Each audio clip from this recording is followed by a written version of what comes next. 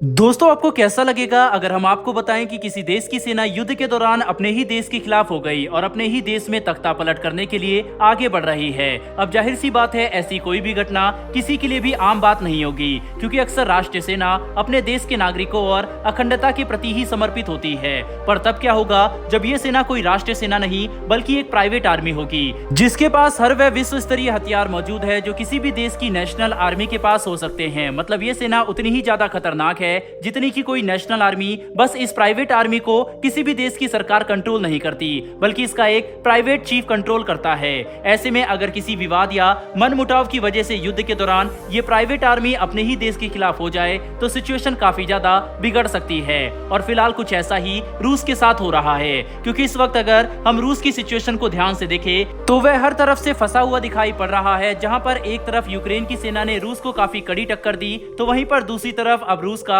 सबसे बड़ा हथियार वैगनार ग्रुप भी अपने ही देश के खिलाफ होकर तख्ता पलट पर उतर चुका है। तो चलिए जानने की कोशिश करते हैं कि आखिर यह पूरा मामला क्या है और बात इतनी आगे कैसे बढ़ गई। दरअसल ग्लोबल मीडिया में पब्लिश हुई लेटेस्ट रिपोर्ट से इस बात का पता चला है कि अचानक से वैगनार ग्रुप रूस के खिलाफ हो चुका है और इसके लीडर्स खुली धमकी दे रहे हैं कि वह अब अपने सैनिकों का बदला लेकर रहेंगे। तो ये जानने से पहले कि आखिर ये पूरा मामला क्या है, चलिए समझते हैं कि ये वैगनार ग्रुप क्या है और ये रूस के लिए कितना बड़ा खतरा बन सकता है। तो दोस्तों, आपको ये बात जानकर हैरानी होगी कि वैगनार ग्रुप रशियन आर्मी की तरह ही एक आर्मी है, बस एक प्राइवेट फोर्स की तरह ऑपरेट करती है। मतलब इसे रशियन गवर्नमेंट से नहीं बल्कि एक कॉन्ट्रैक्ट की तरह ऑर्डर दिए जाते हैं और उसी बेस पर ये दुनिया के किसी भी भाग में जाकर लड़ाई करने में सक्षम है। दरअसल वैगनार ग्रुप रूस के लिए ऐसे देशों और इलाकों में जाकर लड़ाई लड़ती है जहां पर रशियन गवर्नमेंट सीधे अपनी सेना को नहीं उतारना चाहती, जिसके तहत Wagner group Syria, Iraq, Ukraine में लड़ाई लड़ चुकी है।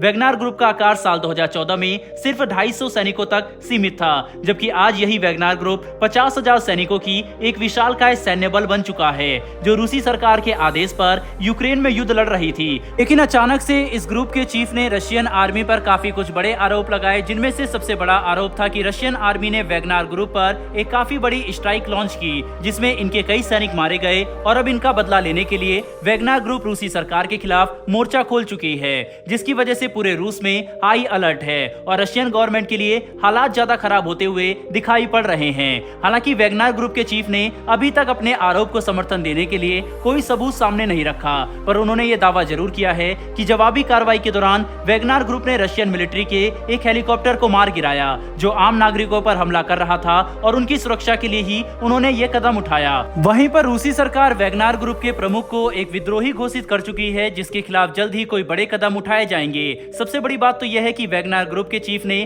खुद ये बात कही है कि 25,000 सैनिक अपने देश के लिए जान देने को तैयार हैं, जिसके तहत अब वैगनार ग्रुप बड़े कदम उठा रहा है। बता दें कि इस वक्त वैगनार ग्रुप के सैनिक यूक्रेन से निकलकर रूस के रोस्तोव में पहुंच चुके हैं और बहुत जल्द ही लिप्टेस्क रीजन में पहुंच जाएंगे, जो रूसी राजधानी मॉस्को से सिर्फ 6 घंटे की ड्राइविंग डिस्टेंस पर मौजूद है। वहीं पर इस बात से भी इंकार नहीं किया जा सकता कि वैगनार ग्रुप, जो कुछ समय पहले तक रूस का सबसे बड़ा हथियार हुआ करता था, अचानक से उसका इतना बड़ा विद्रोह देखकर पूरी दुनिया हैरान है। और कई विशेषज्ञों का तो यह भी मानना है कि वैगनार ग्रुप के चीफ को अमेरिका ने भड़काया ताकि वह रूस के अंदर तख्ता पलट कर सके। वहीं पर इस बात से भी अब कोई इंकार नहीं कर सकता कि अगर रूस के अंदर तख्ता पलट हो जाता है तो ये पूरी दुनिया भर की पॉलिटिक्स के लिए काफी ज्यादा खतरनाक साबित होगा, जिसके तहत हम चारों तरफ अस्थिरता देख सकेंगे। वहीं पर इन सभी घटनाओं के बीच अचानक से एक काफी बड़ी रिपोर्ट निकलकर सामने आई है कि भारत ने रूस को FATF में ब्लैकलिस्ट होने से बचा लिया, जो कि काफी बड़ी बात है, क्योंकि ये रिपोर्ट एक ऐसे समय पर निकलकर सामने आई जब भारतीय PM अमेरिका में मौजूद हैं, जिसकी वजह से इस बात के कयास लगाए जा रहे थे कि रूस को ब्लैकलिस्ट होने से बचाने में भारत ने एक बड़ी भूमिका निभाई।